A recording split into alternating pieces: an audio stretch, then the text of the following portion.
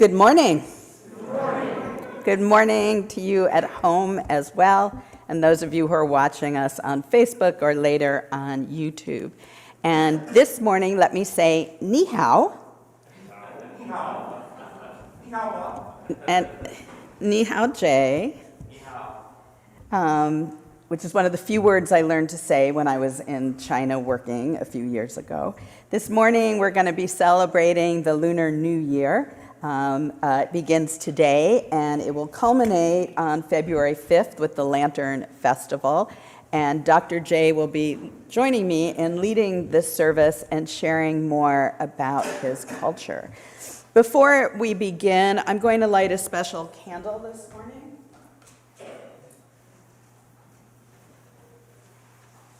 I think as many of you know, today would have been the 50th anniversary of Roe versus Wade.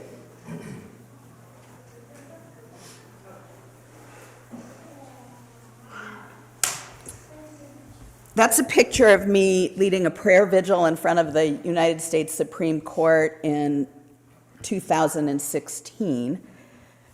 But my activism on this issue goes back to when I was 18 years old and was taking women in Connecticut to New York to have legal abortions. I feel a great deal of sadness this morning. Last night I watched a movie called Call Jane. Have any of you seen this movie? It will be at the Cinema Arts Center today at 2:30. And then afterwards, there'll be a panel discussion, including a woman who lives in Huntington, who was one of the Janes who provided abortions when they were illegal to women in Chicago. So I encourage you to either obtain the movie on Prime.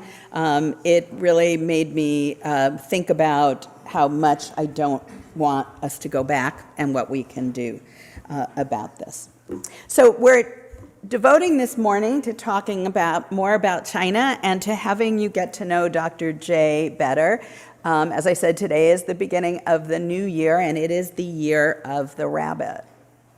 My interest in China goes back to, next slide, please. In 2018, a publisher called Green Beans Press called me and said that they wanted to translate my books, and would I be interested in coming to China for a 3-week book tour. And so I had the great privilege of speaking to probably upwards of 5,000 parents in Shanghai, Beijing, and Shenzhen. And they make a really big deal of authors. I kind of felt like I was Stephen King or something. I've done a lot of book tour, but I have never had full-size posters of my face when I showed up. And then the next year, so the children in the bathtub are from my book, From Diapers to Dating, and then the next year they published Beyond the Big Talk. Over 90,000 copies of my books have been sold in China, which is pretty phenomenal, because I don't know if in 20 years there have been 90,000 copies of From Diapers to Dating sold in the US. But it gave me a chance to really immerse myself, and I trained leaders and teachers throughout these 3 cities and spent a lot of time talking to people about religion. Interestingly, I was told they would never introduce me as Reverend there. And we'll talk a little bit more about that. So when I came and met Dr. Jie, I said, it would be really fun to have a conversation about all this, and we planned today's service. The opening words this morning are from a Tang Dynasty poet whose name is Chu Tu. He was born they think he was born in 854. Next slide, please, thank you. And this is his poem about the new year. The road to Ba is a long, long way. Still, I make this perilous journey of 10,000 in the melting snow beneath jagged mountains at night, a stranger in a strange land, alone, gradually growing distant from family and friends and closer instead to my companions. How does one bear moving from place to place to place? What will this new year bring? And this morning we're going to sing the only Chinese hymn in the hymnal, hymn number 353, golden breaks the dawn. Please rise in body or spirit and join your voices in welcoming in the Lunar New Year.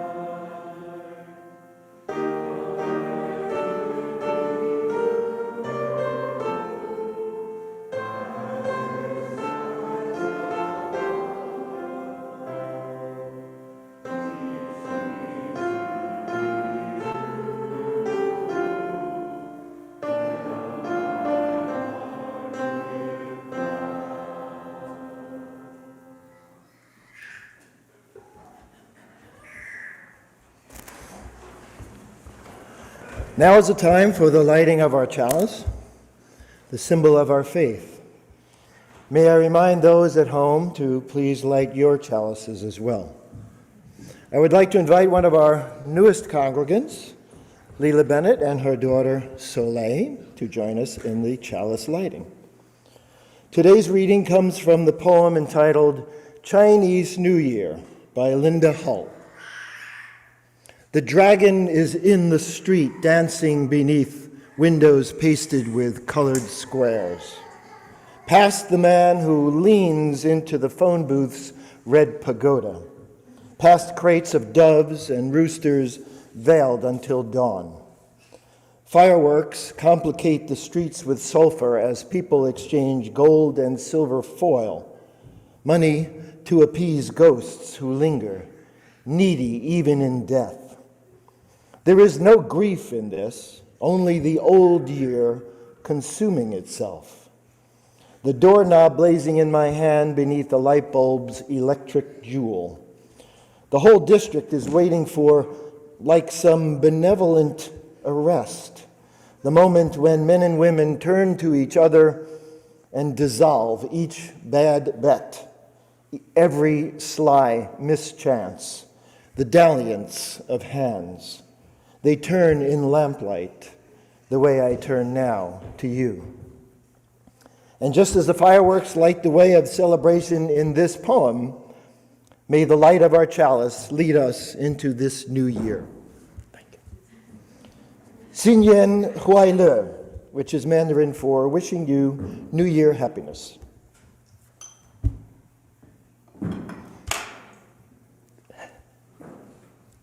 Good morning to all. My name is Lee Kerfist, and my pronouns are he and him. Welcome to the Unitarian Universalist Fellowship of Huntington. It is good to be together. Today's service focuses on the Chinese Lunar New Year and the journey of our musical director, Dr. Jie Yi. If you are new to the fellowship and wish to learn more about us, contact us at office@uufh.org. And know that whoever you are, whomever you love, and wherever you are on your life's journey, you are welcome here. And here are some brief announcements. Is anyone out there looking for some calm and recentering? Well, if yes, then join the at-home virtual meditation session every Tuesday and Friday mornings from 10 to 11 a.m. via Zoom. And you can see the fellowship flash for details. Let's remember that food donations are always welcome, especially beyond the holiday season.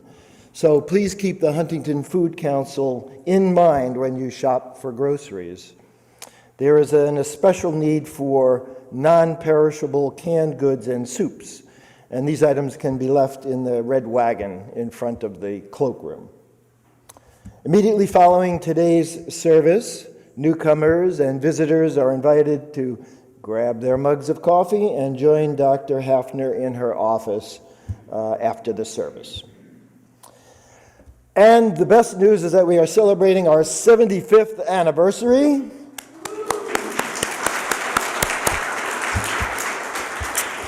And in honor of this amazing milestone, everyone, and I mean everyone, is invited to join a special pledge drive program. It takes place on Sunday, February 5th, following the service, right here. The Board of Trustees and the Stewardship Committee will review our past accomplishments and future goals. So please bring your unused pledge forms or download them from the fellowship website. And remember that with all our participation, we can make this diamond anniversary our most successful pledge drive yet. And now please join me in singing the affirmation. The words will be on the screen.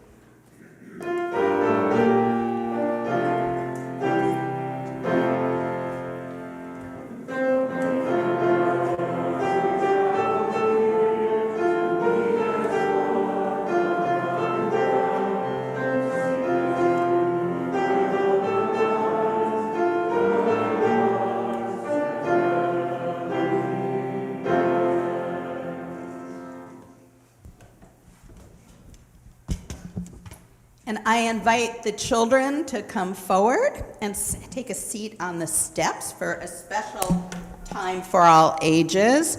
Miss Danielle is got a cold this morning, and so she's taking a sick day. So Jay and I are going to be doing time for all ages this morning. Come on up, Jane.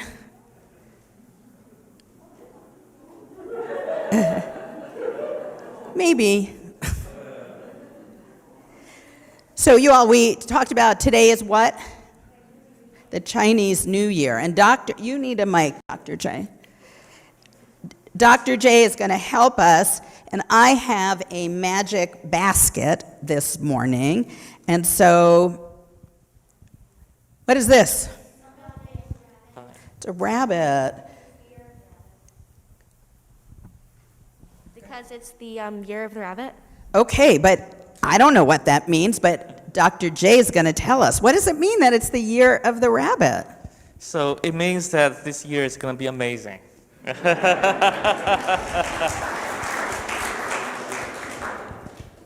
Yeah, so we have 12 animals so representing each year because it's such a great wisdom behind those 12 animals.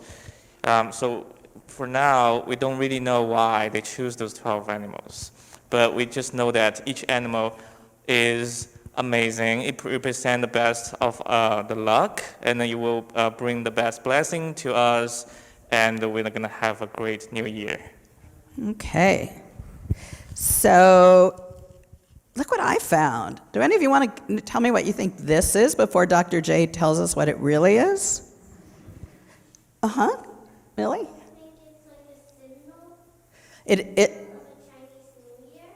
Okay, I don't know. That sounds like a good guess to me. What is it, Dr. J? So this is a decoration, what people use to, so on the new year, what we decorate is we put this on our doors or windows. So the character in the center, it means a good luck, a good fortune. So that's why we always bring, because we believe that the God or the good fortune comes into your household through the window and through the door. So we really would like to welcome them to lead them to our home. So that's why we put it on the door and on the windows. And also it's a simple, so you see that everyone, I'm so happy to see a lot of us is dressing red, because red is, which we call the Chinese red, is really the color we believe brings good fortune. So, and we have red color in our house. It's just make the household beautiful. So I'm going to steal that and put it on my window, right? Yes. For good fortune? So there's two ways of doing that. So this is the regular way, so doing that. But if you are really authentic Chinese, you will do it upside down. Oh. Okay, it means that the good fortune has arrived. Ah. Yes. And it has, because here we are together. Yes. So this is really pretty. And we have more of those on the table. Yes. So lantern is a very, in China we don't, before we had electricity, Wanna so we pass it use around? candles and we'll put the candles in the lantern. So it to also Lily. that's a very important thing for us to have it. So this is more like our, nowadays we just hang it. So since we don't use lantern anymore, we just hang it everywhere in the household. It's more like a Christmas decoration. We just hang it whenever we could. So this is beautiful. It's the same thing, the same word. Oh, that one is, it's amazing. It's a word consists by all the golds. Chinese people, we have this, we're always waiting for two things, a good health and a good money. So that's what the symbol of that. Wow. So I just found this. Are those are more symbols? Yeah, those are also the good fortune. So in this is, we probably is smaller, actually can become smaller pieces. So that's what we bring on it with us. So we also carrying the good fortune with us. Okay. Yes. So if they pass it and touch it, do they get good fortune? Yes. Okay. Yes, definitely. Here. We could, because we could all use good fortune. Uh-huh. And then I understand these are really special. Oh my gosh, this is the best. So you know what? Go ahead, Marisol. What is it? Is that a red envelope? It is. What do you think a red envelope is? Lily. They put money in it. They put money in it, and wait. Millie? They put money for the kids. So, what do you think? Do you think I have just one of these?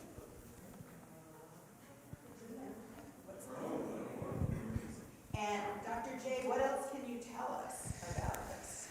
Okay, there's a tradition, everyone love, especially for the kids. That's when the kids come in, and then the parents, usually or grandparents, will give the gift. But instead of the present, we give money, a real money, for the kids to buy whatever they want. And this money is very special. I'm so glad we found this money, because this money we call yuanbao.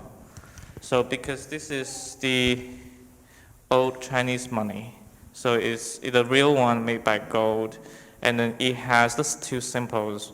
It's circle. It means in the past we believe that the sky was rounded, and then there is a square in the center. We believe that the land, the earth, was a square.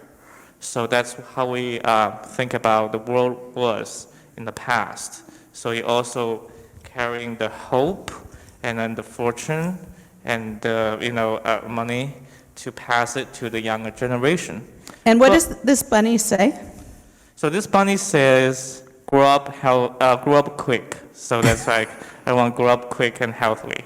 But there is a ritual to get the money. You don't just say, come in, and so the youngsters have to do one thing in order to get that. I mean, the old time, we'll have this conversation later.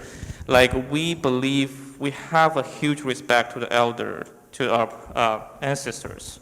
So we believe that your parents or your grandparents, who is the elder people in your household, is the God.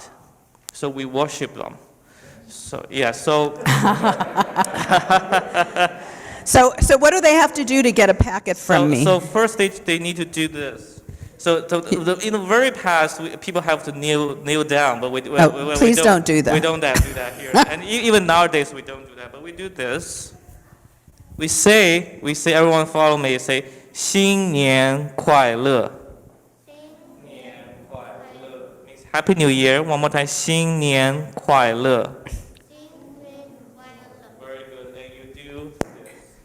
You put your hands together. Say 新年快乐.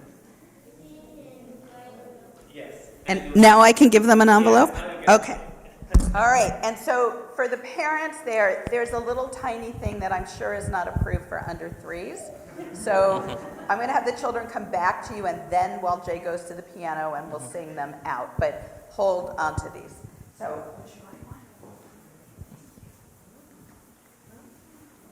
and thank you, Dr. Jay, for telling us a little more about this. Thank you.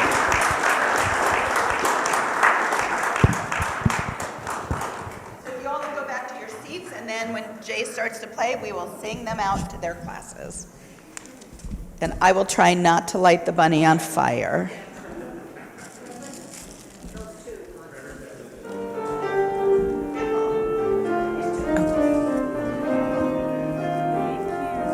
Do you want to hold on to that for her?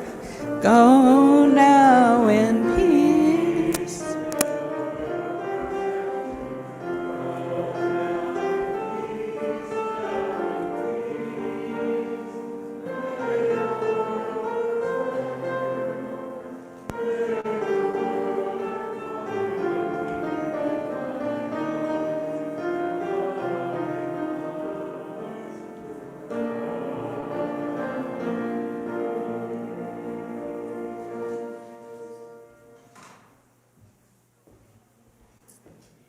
This is the time in our service where we invite you to come forward and light a candle for a joy or a concern in your heart.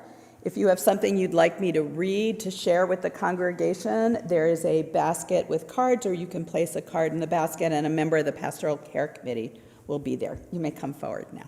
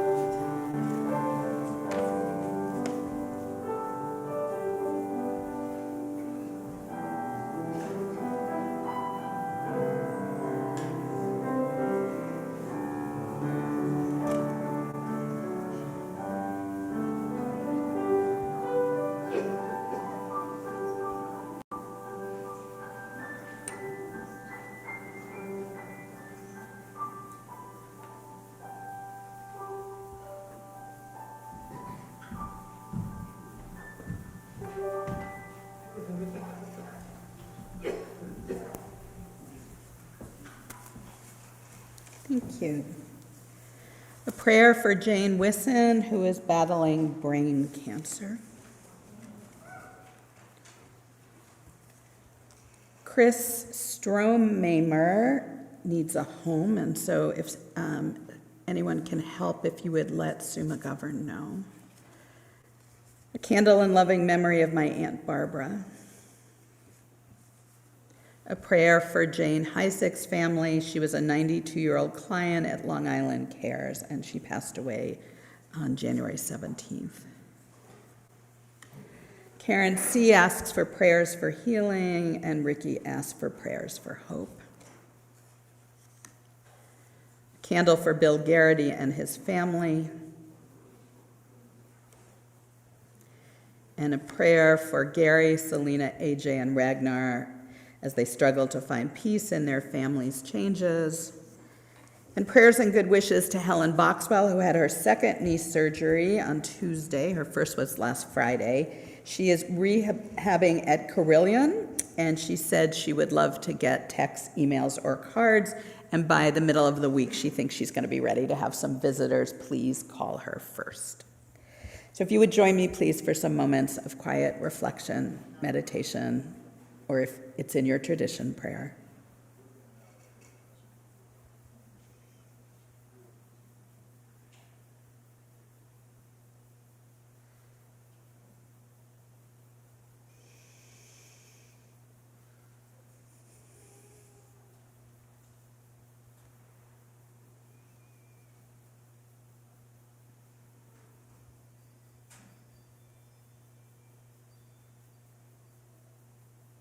Spirit of life and love, we come together today to celebrate, again, another way of turning the year. We open our hearts to those who struggle and who need our hope, our support, and yes, our prayers. To one struggling with brain cancer, to a family undergoing profound changes, for a client who has passed away, for people in the hospital or in rehabilitation, for those among us who may be homeless or need food, for the people who are battling just to survive this winter, for the silent struggles that we all have in our hearts and so often are not ready to share. And yet, we resonate to that call for luck, for good fortune, for turning the page again to hope. We celebrate the good things in people's lives, the new opportunities, the new days, the new relationships, the new jobs, travels, and the simple miracle of waking up today, of being given yet another chance to bless the world and bless each other.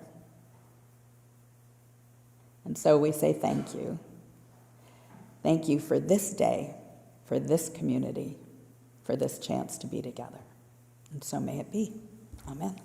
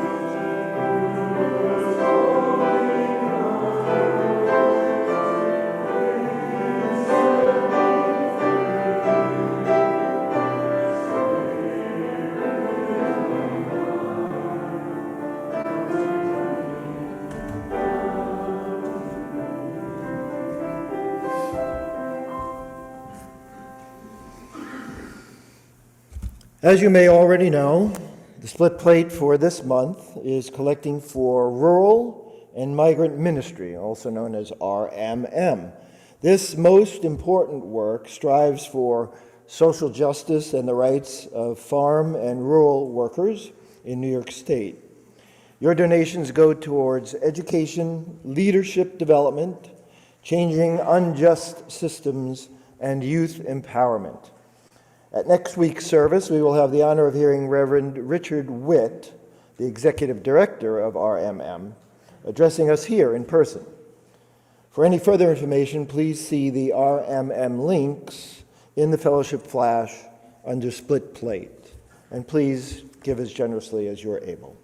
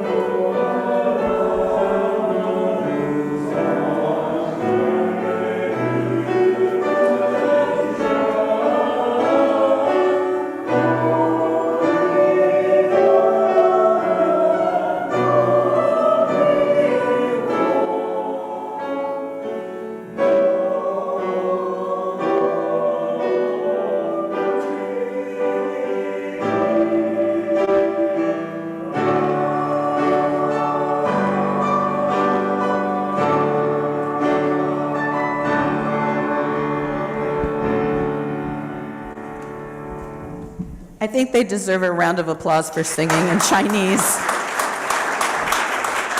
Thank you, choir. When Jay said, I'm going to teach them to sing in Chinese, I was like, you're going to what? That was beautiful. Dr. Jie, join me up here with a mic.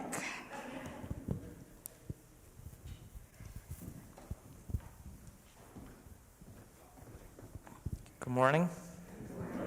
So thank you so much for sharing a bit about your culture and the New Year traditions and that wonderful music. So I want to start with some basics for people who don't know you very well. Can you tell us where you grew up in China, maybe a little bit about your schooling and your family, and when did you learn to play the piano like that? First of all, I'm very happy to be here. Thank you for having me and celebrating the Chinese New Year. It means a lot for me. So I'm originally from Shanghai, but when I was 4, my mom, for some reason, was in a gray mode. So at my birthday, she said, you can ask for anything as a gift. We will give you anything you ask for. And then surprisingly, I asked for a piano, a real piano. So my mom hesitated, but then my dad stood up saying, like, you should set up a good, model for your kid. So then that's how I got my first piano. And that's how I started play it. And my dad found a very good piano teacher for me. Yes. And then when I was around 10, my whole family moved to Guangzhou, which is it's Canton. So when you go to Chinatown, you see people speak Cantonese. Actually, that's the language of Canton. That's Guangzhou.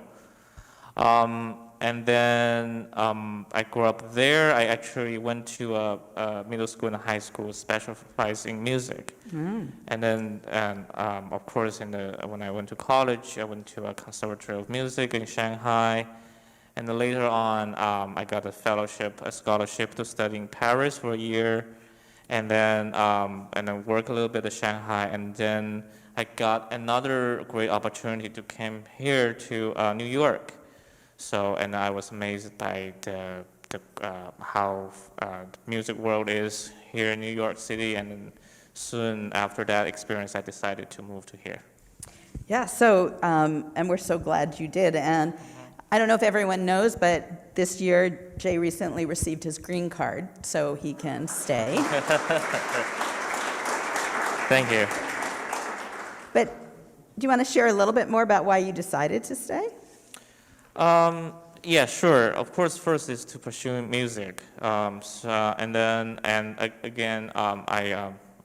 just very happy about and I'm really appreciating this great New York area. Everything's so active, so how to say, the front run of the world. Like, you see everything new, and then of course during the pandemic I met Scott, which is Scott Siegel. It's my fiance now, so we're gonna get married very soon. So those are the reasons.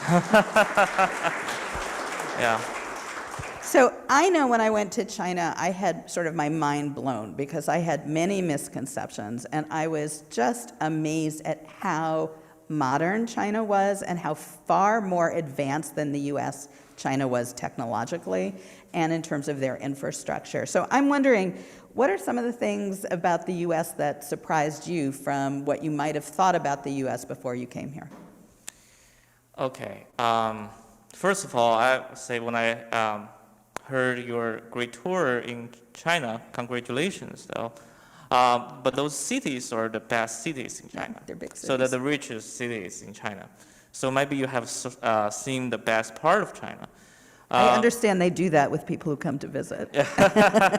So yes, but now as grow up, we also realize that there's still a huge part of China is still developing and need a lot of help.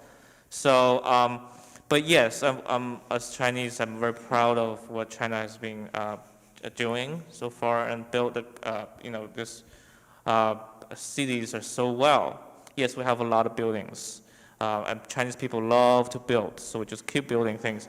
We had a record that when Shanghai decided to have this exposition in 2010, I think they spent 6 to 8 years built 8 subway lines. 8 subway lines in 6 to 8 years, and they're running great. So of course, when I first came here, I didn't. The first thing was we went to a Chinese restaurant and ordered Chinese food. And when they first came, I was like, no, those are not Chinese. So yeah, I have to run and find those very special places. Yes, that's one big thing. It's a big difference. The American Chinese food is so different than the Chinese food. And the second thing is, I think there's a huge the tipping culture. So in China, we usually don't tip, and we have bad reputation of that. So when I came here, I was like, no, I need to change how people think about China. So I tip for everything. And I tip a lot because I have no idea. When I first came here, I tipped the guy I tipped to tell me how to tip. So of course, after a while, I realized that I can't afford to tip like that. So I went back a little bit, and then finally it's like, okay, I'm Chinese. Sometimes I don't tip, people understand. Those are the things. And then also another thing is that here people like to use email a lot. That's something different in China. China people probably we more like texting or calling culture. I think because the cell phone was not, it was started here, so we got here. So when I first came here, in school, a teacher says, check your email. Mm-hmm. It doesn't really for a lot of international students from China, it doesn't mean anything. Mm-hmm. Okay, so we don't really, so after a while, we're missing schools, we're meeting those meetings, and then people say, what's going on? And I said, oh, okay, went back to emails and opened the mailbox, 100 emails. Oh my gosh, but then that's also something I learned here, yeah. So when we're talking about misconceptions, when I was a child in the 1960s, I was taught that China was a godless communist country.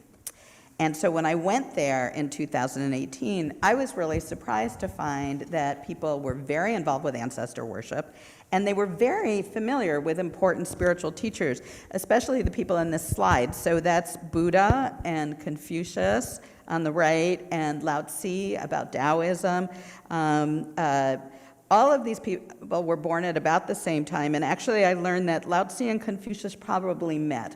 They would not have met Buddha, who would have been in India, so that would have been thousands of miles away. But I was surprised to find that the Chinese government actually recognizes 5 religions: Buddhism, Catholicism, Taoism, Islam, and Protestantism. So I want to hear a little bit about what role did spirituality and religion play in your family as you were growing up? I think because, as you said, actually there are 2 sides of it. One side, we probably don't recognize one religion as the main religions of China. That's why I know. So in my household, as many households, that my parents are very open to religious. So we don't. So they, of course, they have when they growing up, they were more close to the Buddhism and Taoism. But when we grow up, we actually start to learn Christians. So we don't have huge arguments. You don't hear that parents and kids have arguments about what religions they want to go for, because that's very open in China. So I was told that little children, learn the sayings of Confucius. So I'm wondering, what were your favorite sayings, and do any of them influence you now that were from Confucius? Confucius is definitely it's our. He set up the role model for Chinese. So he which was called Ru. So it's every Chinese wants to be like him. So his wisdoms are very down to earth. It's like teach us how to behave. For example, he said, if you don't want something and don't ask, or you don't want to do something, don't ask the other people to do the things those you don't want. Things like that. Or they say, every 3 people, you can find somebody to teach you something. You can always learn things from other people. And such as, if you don't have plans, those people who don't have plans, they're always worried. Those are very everyday practical things. So that's why and his wisdom is so. So that's why people learn in the kindergarten when we grow up, and those are the idiots, like what we always say. If sometimes if I'm worried about something, my parents will say, "You see, Confucius told us if you don't have plans, you're always worried." That's that's what we usually do. So that's we grow up. With his thoughts and wisdoms.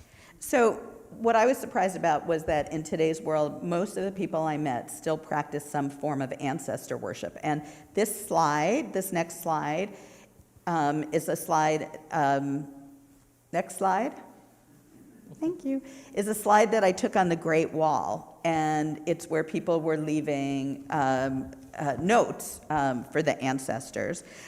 Tell me more about what people in China do to venerate their ancestors. Oh, the ancestors' culture is a huge part of the Chinese culture. If you get a chance to watch Mulan, the movie or the cartoon, you will see that when Mulan was recruited to the army, actually the parents went up to the ancestors because oftentimes, especially in old China, they built a house to worship the ancestors because we believe that the ancestors gave us everything. First, they gave us our family name, and then they gave us all the education. Everything's from the ancestors. So we worship them. So in China, we actually have 4 major festivals just for the ancestors. So there are the Chinese New Year's Eve. And this looks like, for me, it's like a Qingming festival, which is by that time, everyone will go to the ancestors' the grave, right? And then we will be report to the ancestors what happened going on, the good things and the worries, and always a little weeping, like a little crying to say how much we missed the ancestors. And then also we have the Chinese Halloween and the Chinese All Saints Day to celebrate or to express our how much we miss the ancestors. But that's a very, very important culture. I want to mention that something it applies to our relationship to the parents. As I mentioned before, in our thoughts, the oldest people in the household are those we consider our God, and also the parents. We have this. I look it up. Filial piety, is that something you're familiar with? Filial piety. Filial piety. So that's something like it's a great core of the Chinese moral psychology. Like you have to always be kind and respect your parents. Yes. We could use a little more of that here, right?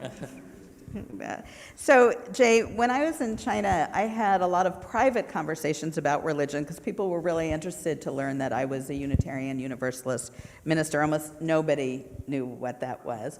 But they told me that our emphasis on the dignity and worth of all people reminded them of Confucius, and that our emphasis on the direct experience of nature reminded them of Lao Tzu, who indeed influenced Thoreau and Emerson in their work. And they were really surprised that I knew a lot about world religions because I was a Unitarian Universalist. So here's a personal question to you. You've been our music director for 4 years now. What does Unitarian Universalism mean to you?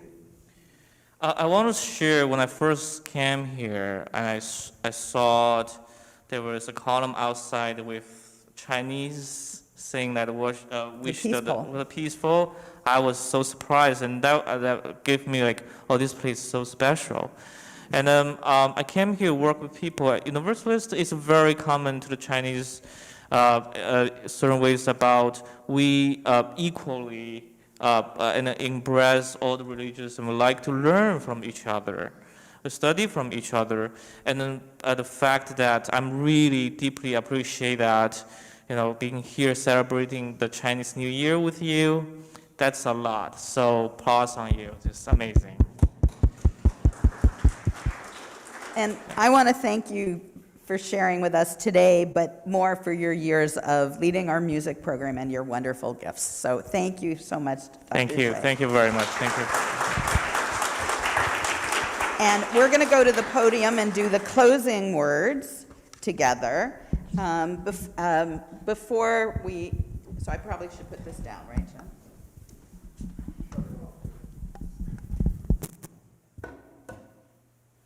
Before I do that, I want to reiterate that after the service, if you are a relative newcomer and want to learn more about us, or if you're visiting even for the first time, I will be having coffee in my office and would be happy to meet you with a member of the membership committee.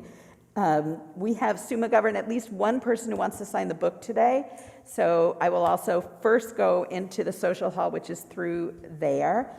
We are certifying our number of members for the UUA this year in, I think, next week. So if anyone's been hanging on like, yeah, should I join, should I not join? We would love you to join in the next week. Ken's going like this, now. So there are traditional prayers that are offered that Dr. Jie, oh, you have it there, okay, is going to offer you, and then I will translate them for you. 大吉大利， Lots of luck and profits. 心想事成， May all your wishes come true. 万事如意， May all go well with you. 新年快乐。 Happy New Year. And then I will say in English the blessing I give you each week, and Jay is going to translate it for you. My friends, go in peace. May our real service begin. 朋友们，我们平静的离开，真正的礼拜现在才开始。